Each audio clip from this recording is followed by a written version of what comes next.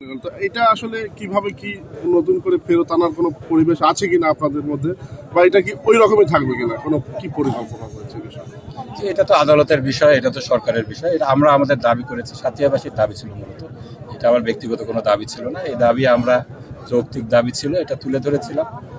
নির্বাচন কমিশন ভালো মনে করেছিল, সাথিয়াকে আলাদা করেছিল। এখন আদালত মনে করছে যে এটা আগের অবস্থায় ফিরে যাওয়া উচিত, দিয়েছে।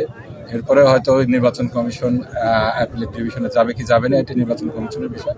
আমার বক্তব্য যেটা, সাথিয়া বেড়া সারা বাংলাদেশ, এটা তো আর আলাদা কোনো দেশ না যে আমি সাথিয়ার মানুষ হলে বেড়া যেতে পারবো না।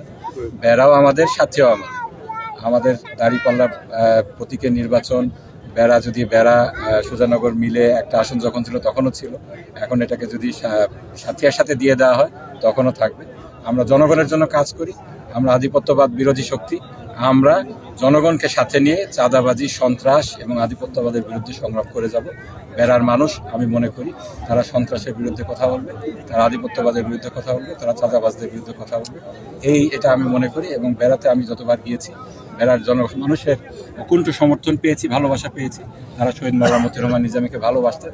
তারা শহীদ মাওলানা মতিউর রহমান নিজামী, তারপরে শহীদ ওসমান হাদি, তাদের যে রেখে যাওয়া কাজগুলো রয়েছে সেইগুলোকে সমাপ্ত করার জন্য আমি বিশ্বাস করি বাংলাদেশ জামাত ইসলামীকে বেছে নেবে। ধন্যবাদ।